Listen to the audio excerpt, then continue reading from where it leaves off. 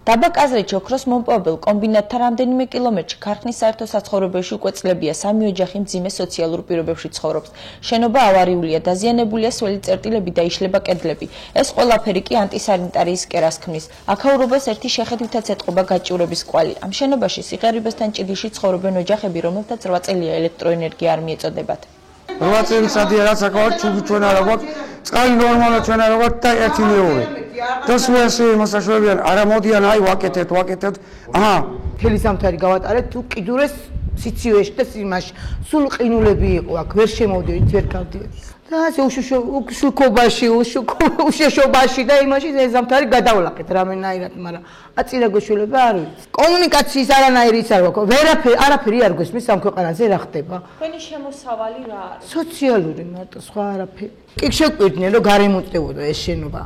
და ველოდებოდით ამდენი ხანი რა. მართლა ველოდებით და რა ვიცი რამე იქნება, აღარა ვიცი რამჯერა. ოჯახების ერთადერთი შემოსავალი სიღარიბის ზღვარს ქვემოთ მყოფთა დახმარებაა, რომელიც თავის რჩენისთვის არ ყოფნით. ამიტომ ხშირად ბავშვები სკოლაში ვერ დადიან, რადგან მათ არ აქვთ ტანისამოსი და სასკოლო ნივთები.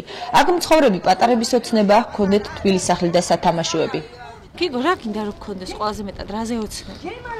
თბილისის სახლი და სათამაშო კომპიუტერი. და თბილისის სახლი მქონდა და სათამაშოები. ოთახებში სითბოს დაკავება საკმაოდ რთულია, რადგან შენობას ფანჯრები და კარებები ნაწილობრივ არ აქვს. შეშის ღუმელი თითქმის ღია კედლების გათბობა უწევთ. ამ ყველაფერს ემატება ისიც, რომ მათ უთხრეს მძიმე სოციალური პირობების გამო შეიძლება ჩამოართვან შვილებზე მეურვეობა, რის გამოც განსაკუთრებით ნერვიულობენ და ამბობენ, რომ საკუთარ შვილებს არავითარ შემთხვევაში არ დათმობენ. გუში მოვიდა სოციალურებთან ბოლნისიდან და მეუბნება. მათ შენებს ჩამონაწეს. ან ეს ბავშვები სოციალურ აგენტმა უნდა აიღოს თავის თავზე, ან არა და უნდა ქვეყანამ გამოსასწორებელი რაღაც ბავშვთან რაღაცა დაწესებულება. თავს დავდებ, თავს მოვიკლავ და ბავშვი კარგავატა. თანამ მივდებია რომ ბავშვები და ჩამოაყო. ბავშვები გარიყოთ. დიდებ რაღაცა ფიცოცი. მათ არაერთხელ მიმართეს ადგილობრივ ხელმძღვანელობას პირობების გაუმჯობესების თხოვნით. მათი თქმით, ხელმძღვანელობამ განუცხადათ, რომ შენობის რეაბილიტაციას 2 მილიონი ლარი მოხმარდებოდა, თუმცა ჯერჯერობით ქმედითი ნაბიჯები არ გადადგმულა. არის დაზიანებული ეს საერთო საცხოვრებელი სხვადასხვა და ჩვენ გადავერთით ინფრასტრუქტურის სამსახურს და არის ესეთი მდგომარეობა, რომ დაახლოებით ეს ითქვა, რომ 2 მილიონამდე დაждდება ამ შენობა ნაგებობის გაკეთება, რეაბილიტაცია. ჯერჯერობით ახლა ისეთი სიტუაციაა, რომ ამ ადნეული ფარავს ადგილობრივ ბიუჯეტს და სანამ ეს არ დაბალანსდება, არ არის არანაირი სახსრები.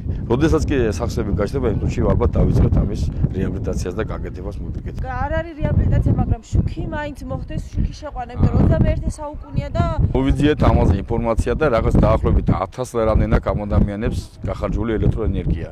რაზედაც ეს ელექტროენერგიის საფორსური ვერ გადაიხადეს, დარჩენ ისე და არც კერძო კომპანია ემსახურება, რომელიც აღარ აძლევს საშუალებას მიცონ ელექტროენერგიას.